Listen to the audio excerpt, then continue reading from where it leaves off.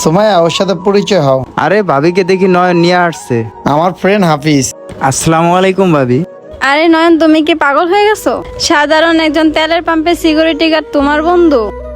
আরে সুমাইয়া, তুমি এসব কি উল্টা পাল্টা কথা বলতেছো? ও তো শুনতেছে, পরে মন খারাপ করবে। আরে এখানে মন খারাপের কি আছে? একজন সিকিউরিটি গার্ডকে তো সিকিউরিটি গার্ডই বলবো, তাই না? আমি কি ভুল কিছু বলছি নাকি দেশের প্রধানমন্ত্রী বলবো তাকে আমি? আর এসব আমি ওকে বলতে পারবো না। আচ্ছা নয়ন, তুমি আমাকে একটা কথা বলো তো, যখন তুমি মানুষের সাথে বন্ধুত্ব করো তখন তার ব্যাকগ্রাউন্ড চেক করো না? সত্যি বলতে কার লেভেল কোথায় এটা মনে হয় তুমি ভুলে যাও। সুমাইয়া চুপ থাকো, তোমার কি মাথা নষ্ট হয়ে গেছে? তুমি যা তা বলতেছো আমার বন্ধুর সামনে, আর একটা কথা বলবো না। আরে নয়ন, ভাবির সাথে এভাবে কথা বলিস না। ভাবি তো আমার সাথে একটু মনে হয় মজা করতেছে। এই ছোট লোকের বাচ্চা, আমাকে ভাবি বলবি না, ম্যাডাম বল ম্যাডাম। তোর ভাবি হওয়ার আমার কোনো ইচ্ছে নেই, বুঝতে পারছস তুই?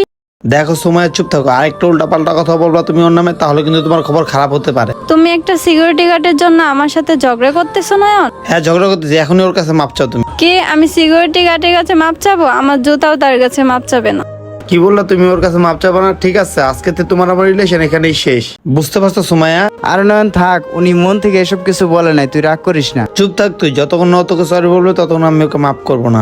নয়ন, তুমি সামান্য একটা সিকিউরিটি গার্ডের জন্য আমার সাথে ঝগড়া করতেছো, তাও আবার ওর সামনে? কি এমন হয় তোমার? কি এমন উপকার করছে? কি তুমি জানতে চাও ও আমার কি হয়, কত বড় আমার একটা উপকার করছে? শোনো তাহলে। নয়ন কি সব সত্যটা বলে দিবে ওনাকে? তুমি কখনো কি কোনো ফেরেশতা দেখছো? আমার সেই বন্ধু ফেরেশতার মতো, আমার বিপদ আপদে ওই আমাকে সবসময় হেল্প করছে। আমি যখন ক্লাস 10-এ পড়তাম তখন আমার বাবা মারা যায়। আমি তারপর লেখাপড়া ছেড়ে দিতে চাইছিলাম, কারণ আমার লেখাপড়ার খরচ কেউ চালানোর মতো তখন ছিল না। তারপর আমার স্কুলের স্যাররা বললো আমি বৃত্তি পরীক্ষায় পাশ হয়েছি, আমি লেখাপড়া করতে পারবো কলেজ পর্যন্ত। কষ্ট মষ্ট করে আমি কলেজ পর্যন্ত লেখাপড়া করছি। কলেজে ঢোকার পর আমি জানতে পারছি আমার ফ্রেন্ড আমাকে লেখাপড়া শিখাইছে, ও নিজে লেখাপড়া না করে। বুঝছো সুমাইয়া তুমি? কি বললা নয়ন? হ্যাঁ সুমাইয়া, আর এই খবরটা আমি জানতে পারতাম না, আমি আমার আরেক ফ্রেন্ড থেকে জানতে পারছি। ও নিজে লেখাপড়া না শিখে আমাকে লেখাপড়া শিখেছে। তো বোঝো আমার কাছে কতটা বড়। আমি আমার লেখাপড়া শেষ করে একটা ছোট করে বিজনেস শুরু করছিলাম। পরে আমি ওর কাছে আসলাম, আয়া বলছে বন্ধু চল আমরা একসাথে বিজনেস করি। তখন ও আমাকে কি বলছে জানো? না, আমার এই লাইফটাই ভালো আছে, আমি তোর মতো বিজনেসম্যান হতে চাই না। আমার এই বন্ধুরা সাধারণ ভাবে থাকতে পছন্দ করে। ভাইয়া, আই এম সরি, আমি না বুঝে শুনে আপনার সাথে অনেক খারাপ ব্যবহার করে ফেলছি। প্লিজ আপনি আমাকে মাফ করে দেন, আসলে আমি এসব কিছুই জানতাম না। দেখো সময় এখানে জানা অজানার কিছু নাই, তুমি মানুষের কর্ম দেখে যাচাই করো না, মানুষের টাকা পয়সা দেখে যাচাই করো। যাই হোক, আমি তোমাকে এখানে নিয়ে আসলাম আমার বন্ধুর সাথে পরিচয় করে দিতে,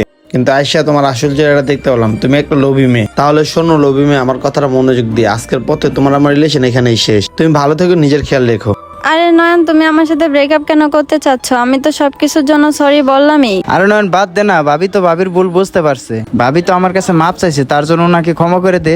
চুপ থাকতো তুই, ও আজকে অন্যায় করছে, একদিন অন্যায় করতে পারে। তুমি আমার সামনে থেকে চলে যাও, তোমার সাথে রিলেশন করবো না বললাম না? আরে নয়ন, আমার কথাটা তো শুনো। চুপ থাকো, চলে যাও। থাক, এখান থেকে চলে যাই।